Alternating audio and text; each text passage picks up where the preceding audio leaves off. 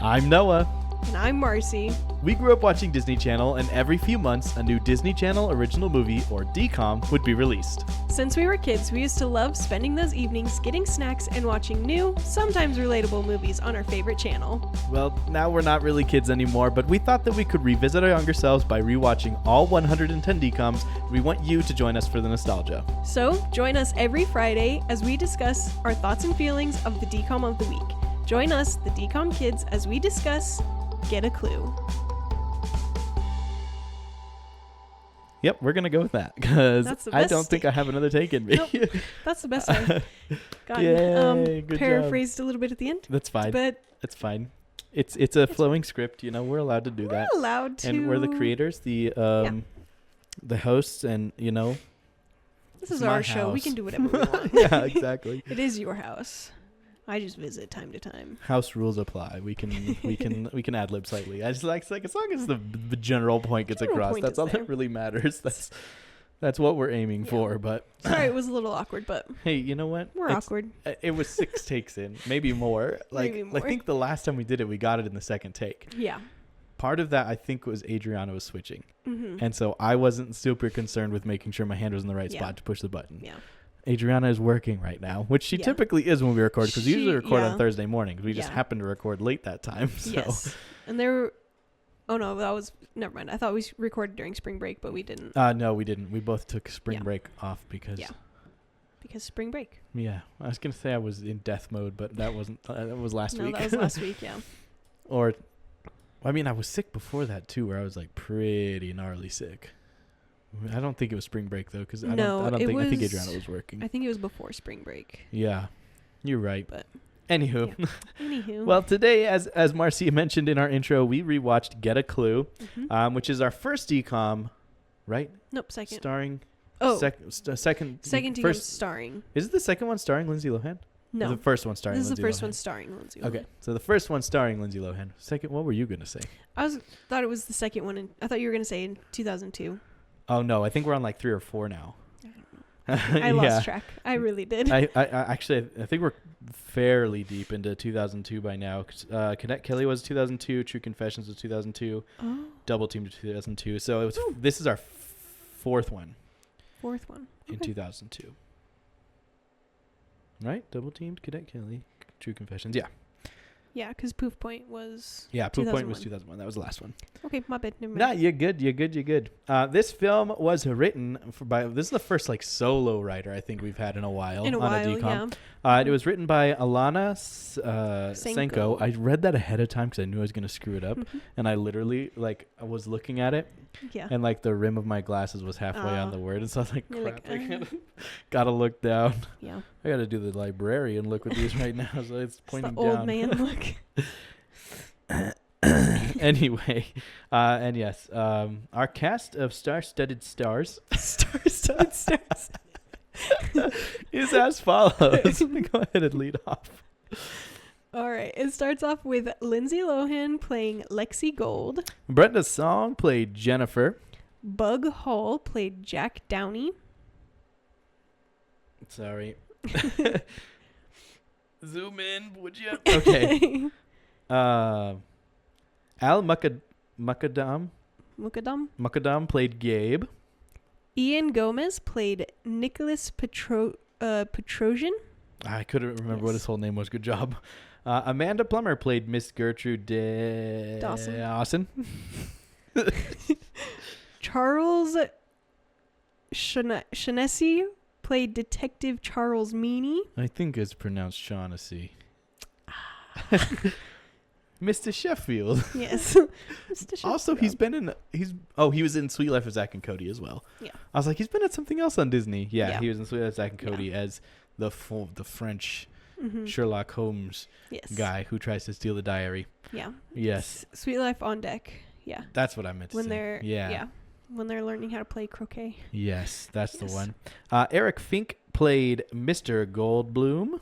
Kim Roberts played Mrs. Stern. Jennifer Pisana played Taylor Gold. And Dan Lett played Frank Gold. Okay.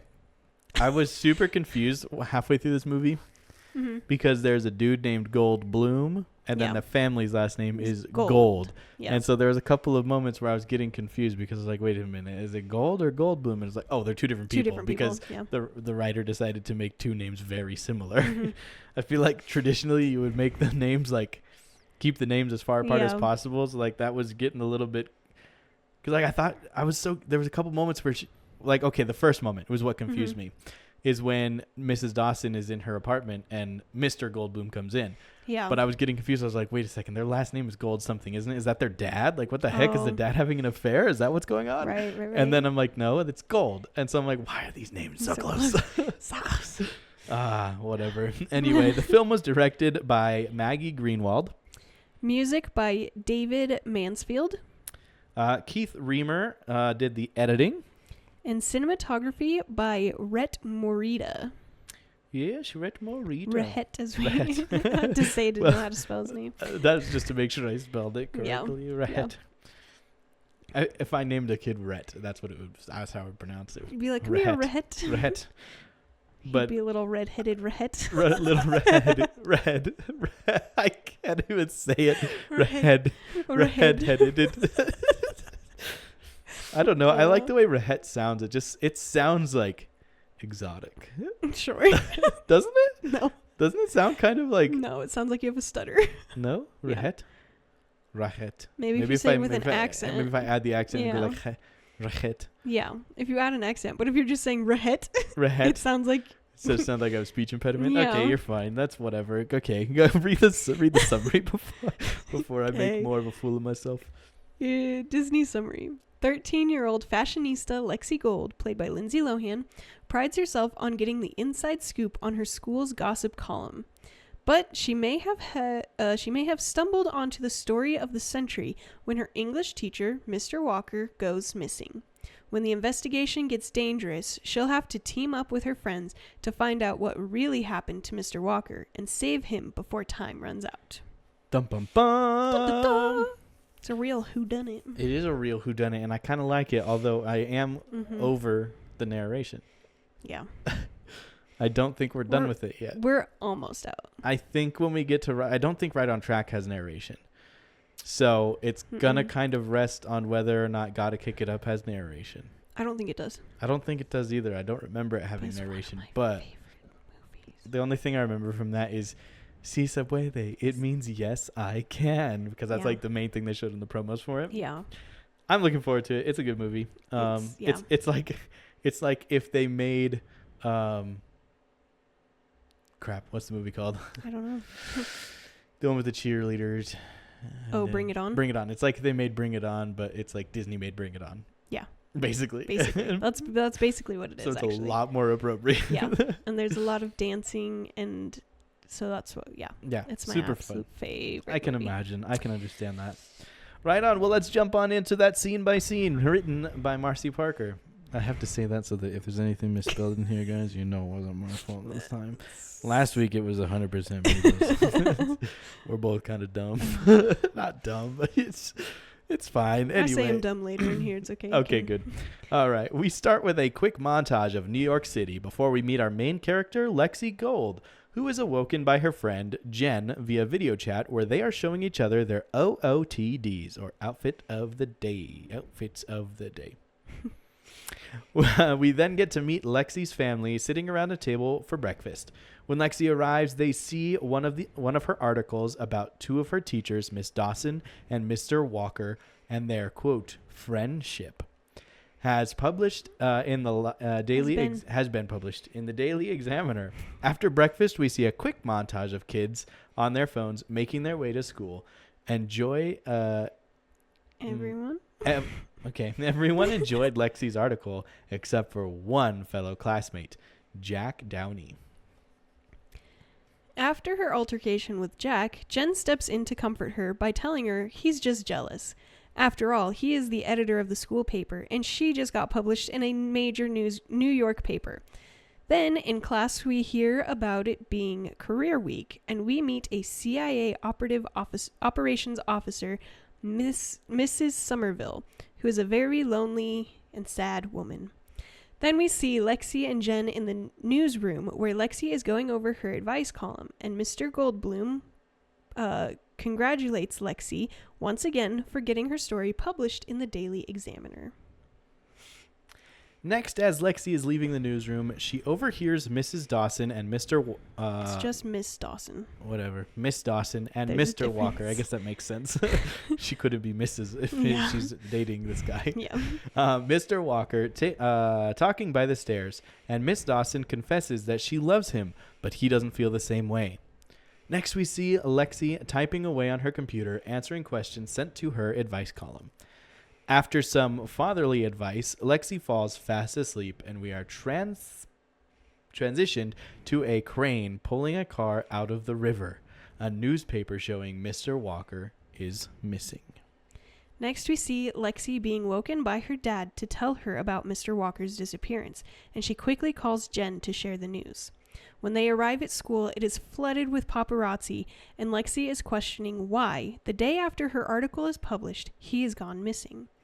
Then, in Miss Dawson's class, we meet our next career speaker, Mr. Greenblatt, a taxidermist.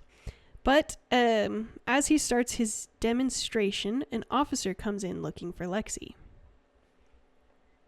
While talking with Detective Potter, Lexi reveals to him that Mr. Walker and Miss Dawson had broken up, and now Miss Dawson was very upset and said one of them would need to leave Millington, or it wasn't going to and it wasn't going to be her. And so they bring in Miss Dawson to talk, and she asks for her lawyer after they ask her to go downtown for more questioning. After overhearing the interrogation, Lexi and Jack decide to team up to investigate the truth about what happened to Mr. Walker. So Lexi gets some advice from her journalist father and some spy gadget ideas from her sister. While Lexi and Jack are at the spy shop, Jen and Gabe show up, surprising them. But then they learn Gabe lives across the street from Miss Dawson, and their team of 2 becomes a team of 4. Next, the team splits into 2. Jen and Gabe stay at his place to spy on Miss Dawson, while Lexi and Jack go to Brooklyn to look at Mr. Walker's house, looking for clues. Once inside, they start their search, and it seems as if if he were just there. While they're looking around, Lexi opens a wardrobe door, and in the mirror behind her is Detective Meanie. Which sounds really silly to say out loud. Back at Gabe's place, we see someone arrive at Miss Dawson's house. It's Mr. Goldblum. While being interrogated by Detective Meanie, Lexi is skeptical about this detective based on his clothing. There's no way he could be a real New York detective. Oh, and when she tells Jack about it, he, of course, doesn't believe her. So they make their way back to Jack's house to look up who Detective Meanie really is. And this is when Lexi learns that Jack goes to Millington on a scholarship, and she learns more about him and his life.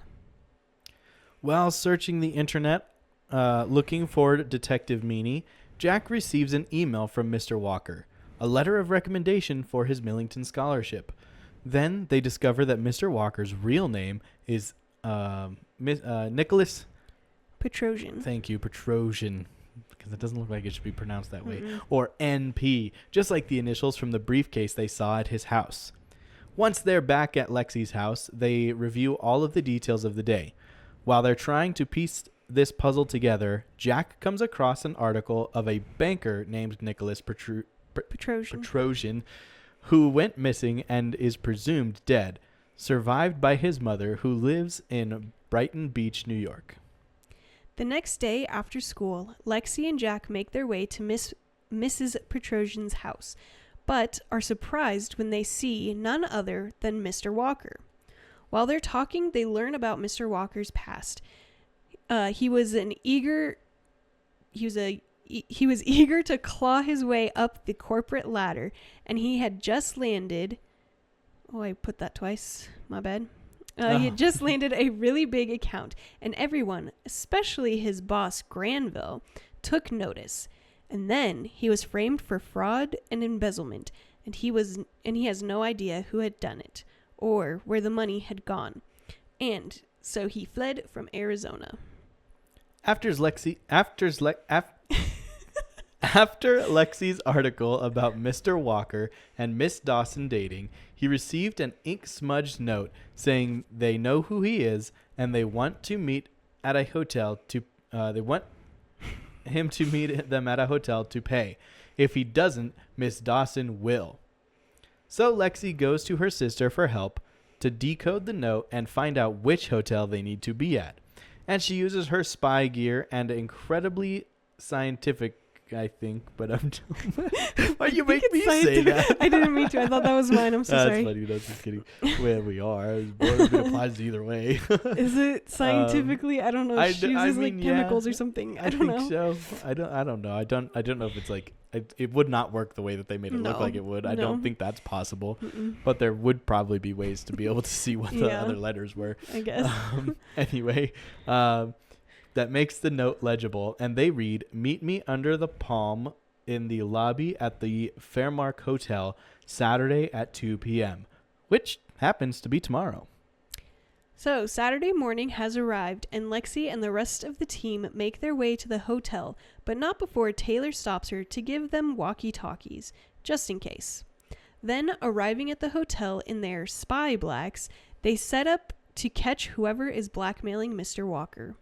While they're hiding out, they see Miss Dawson walk through the lobby to the elevator, and then followed by Mr. Goldblum. Then they see a homeless man wearing Mr. Walker's coat running through, and then Mrs. Petrosian makes an entrance, and then another teacher walks in, confusing everyone. You could say that again. I was getting lost myself. Just as Lexi is about to give up, Detective Meany walks in. Only he's not a detective, just as Lexi predicted. He is, in fact, Mr. Walker's old boss, Granville. Then we move into what I felt like was a bit of a Scooby-Doo chase. Yeah, it was. Montage with everyone going after Granville with Lexi and Jack right on his tail. He pulls a classic steam blast escape. While they try to escape the steam, Lexi's bracelet gets stuck on the pipes, and Jack saves her with a pair of conveniently placed bolt cutters because the plot.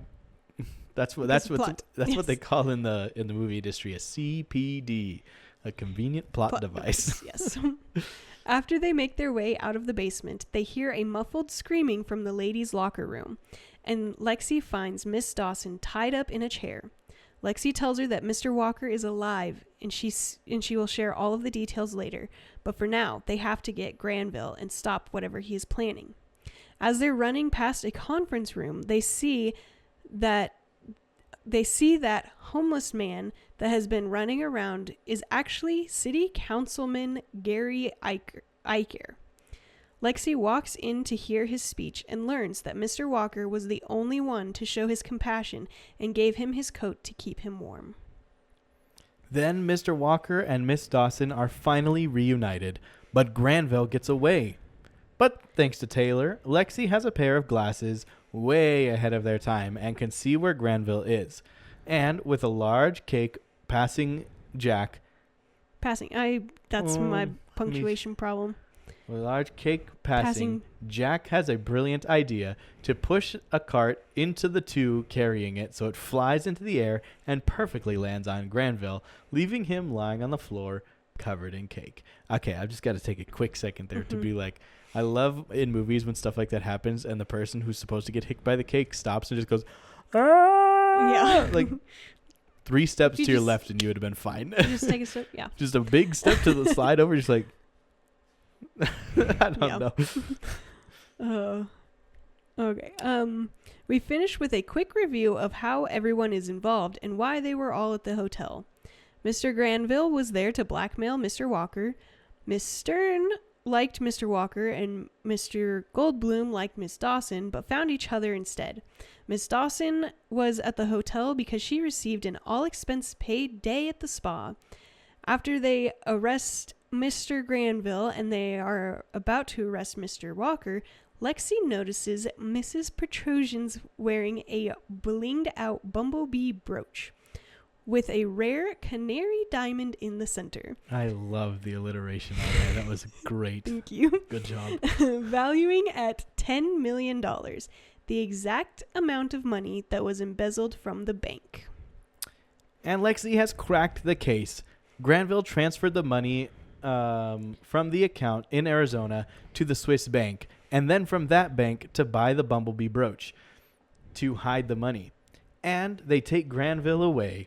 The next day, Lexi and the rest of the team make it onto the front page of the paper, with Mr. Walker cleared of all charges and a free man. He proposes to Miss Dawson, and we end on a real-life happily ever after moment as they ride off in a horse-drawn carriage. And in the end, we see Lexi, Jack, Jen, and Gabe walking home from the wedding, and we get one of the most 2000s end credits song, Get a Clue. And I really like that song. That was, I enjoy listening to like Yellow Card and Green Day and like My Chemical it was definitely Romance. like It felt like a Yellow Card / Green Day kind of vibe a little bit, like early 2000s vibe. And so I was super into it, and it's one of those things that I forgot I was going to do. I was going to look and see.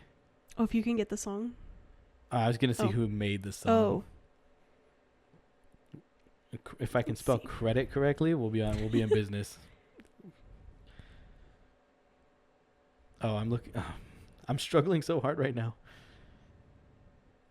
Get a clue. That's probably soundtrack.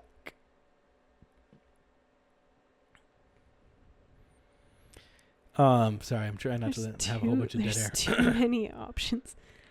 Get a Clue by Simon and Milo. Or is that the right one? I think so. Okay. Oh. Don't mind me.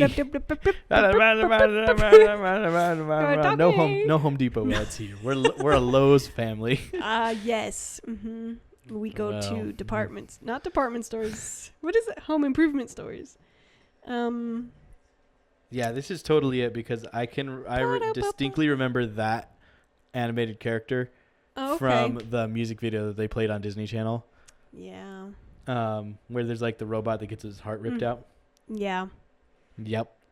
Guess who's getting that song to listen? Simon and Milo. So yeah. Anyway, how did this movie hold up to you? I feel like honestly, I feel like it held up pretty. I feel like the most recent ones, there's not a lot of. There's not a lot of. I can take those off now.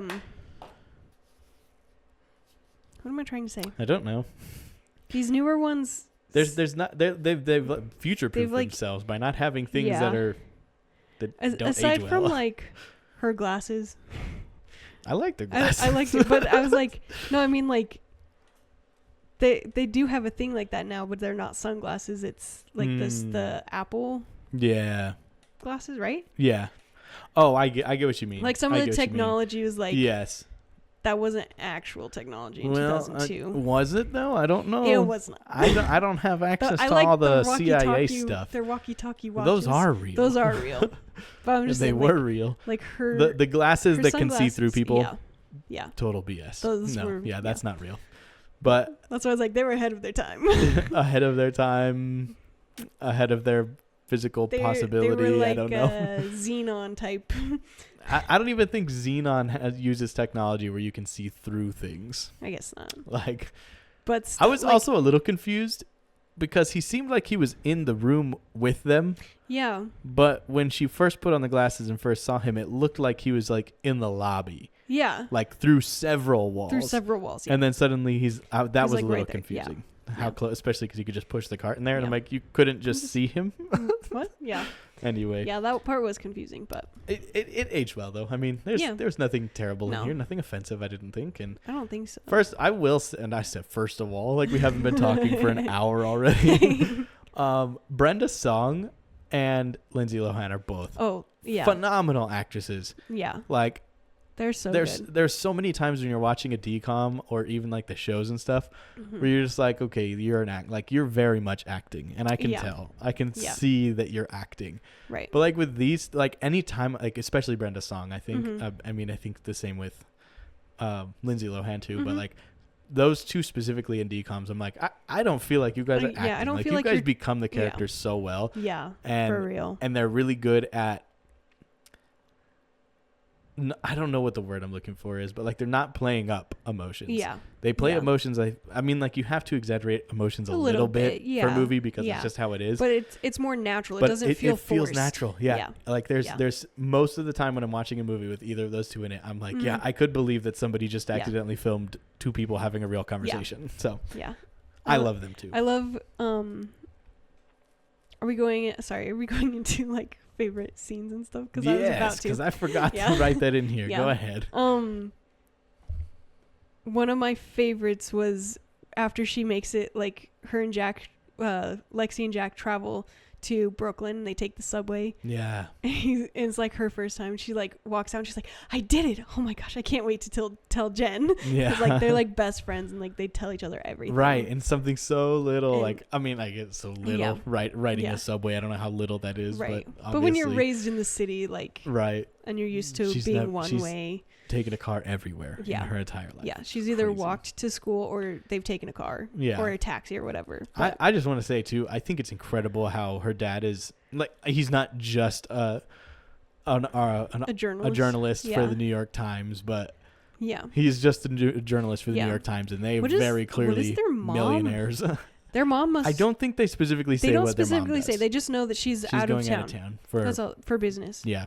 Yeah, for her job, she goes out of town. Maybe she's the one who's making all the money. Because like I imagine that like a New York Times journalist would make a decent amount of money, but like that seems like a lot. That seems like a lot. Seems like a lot of money. Yeah. They own the whole floor that they live on. Right. So something else.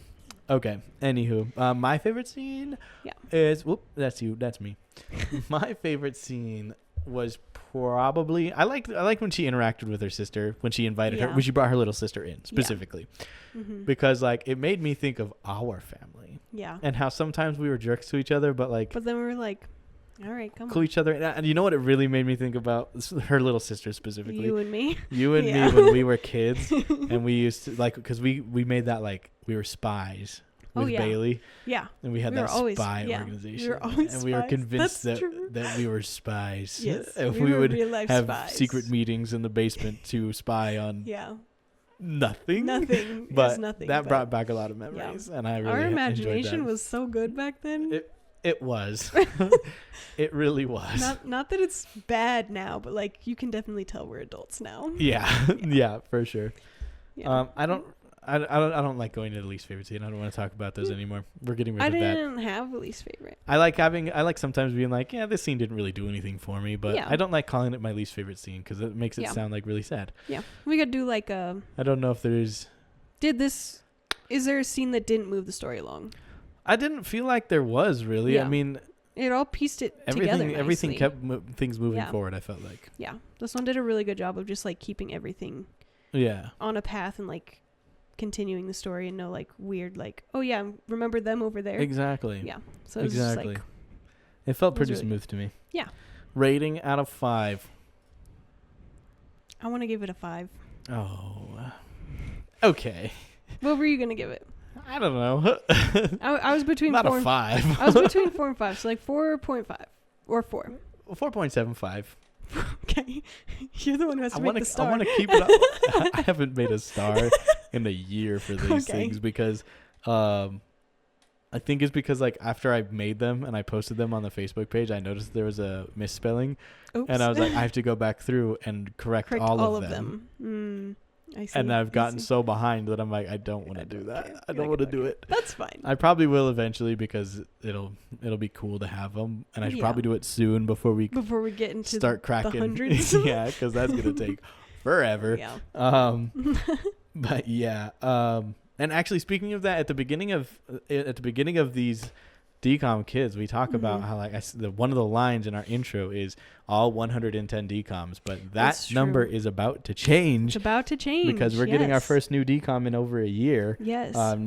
In July. Yes.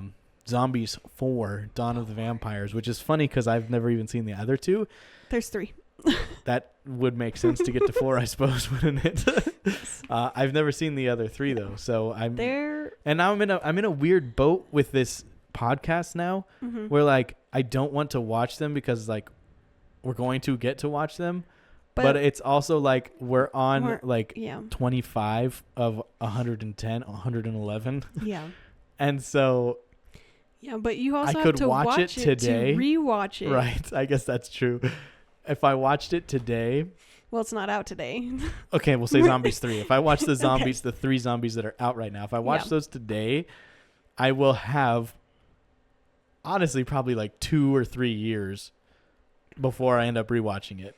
Yeah. And then it will actually be like, oh, yeah. So, I don't know. So, maybe I will, but I also don't have a whole lot of time to just sit around and watch turn movies. It on in the background. The first one is definitely like, you'll want to pop in every once in a while, but like you don't have to watch all of it to understand the plot. There's a lot of dancing in it, though. There's one song in the first movie that is really cool. Okay. It's called Bam. Bam? Okay. Bam. It's one of my favorites. I think the last DCOM I distinctly remember actually sitting down and watching was probably the one with the Teen Beach Movie. Did you just watch the first one? I think I watched the second one. Yeah. I think it was the second one that was the last one I remember watching. That's not too far back, though. Yeah, I don't have a lot of ground to make up, but there is some ground to make up because I think Teen Beach Movie was like 2014. 2013 was Teen Beach Movie, actually. Yeah, I think so. Because I remember that came out right before the flood or right after the flood. I think it was right before the flood. I think it was... The Great Flood of 13. It was 2013.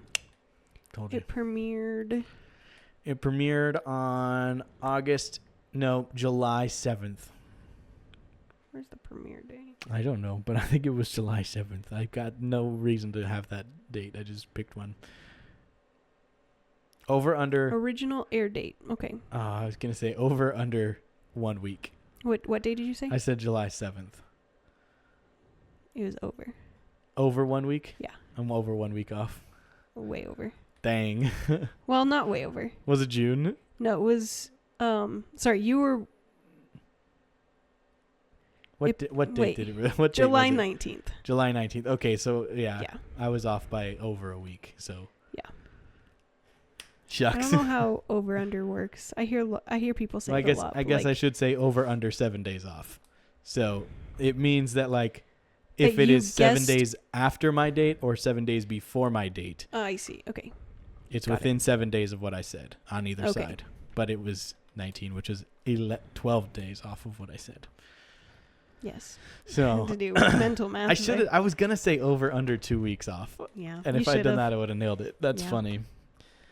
Well, anyway, next week we are rewatching Gotta Kick It Up. Yes. Which Marci is incredibly excited for. Did I already talk about that? We briefed it a little bit because you were talking about how excited you were. Yeah, but I can't. Because you were saying the only thing you remember about it is Si Se Puede. Okay, I was like, was that before we started the podcast? It was right after. It was between Disney Summary and Scene by Scene. Ah, okay. Yeah. Why did we go there? I don't remember. All right. Well, there you go. Remember. Next week, Friday morning, available wherever you get your podcasts. Well. Wherever. It's Amazon Podcast, Apple Podcast, Spotify, and iHeart Podcasts, and also available as a video version on the YouTubes. You can follow Noah Parker's World of Wonder on Instagram, and that is where we post shorts and stuff related to this podcast. And honestly, I kind of feel like we need to create a separate page just for this, but I don't want to manage it. So if you teach me, I can manage it. I'll try to manage it. Okay.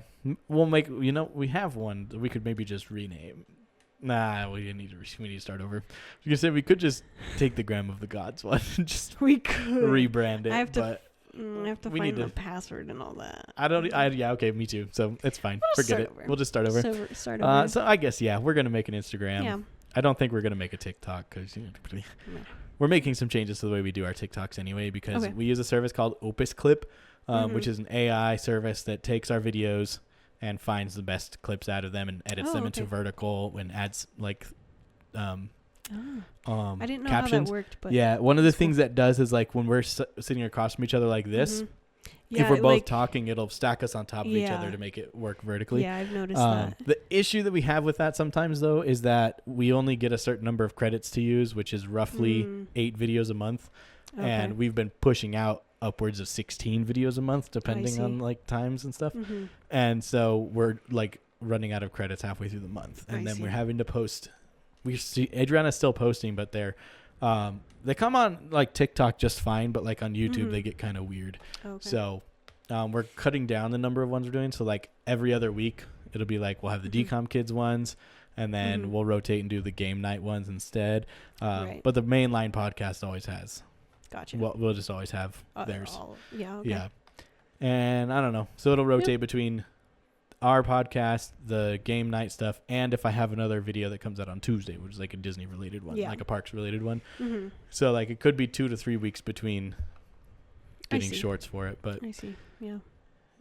If this was my full-time gig, I would just edit shorts for everything and it would be fine. It would be great. But because it's not, I feel like I mean we kind of have to use the AI service to do it, and it's like $20 a month for the credits we get, and if we want more, it's like $36 per video. Oh my gosh. Okay. Yeah. So anyway, I digress, and I digress hard. Real good. But I appreciate all of you dear friends for joining us today on DCOM Kids, and we hope you'll join us next time.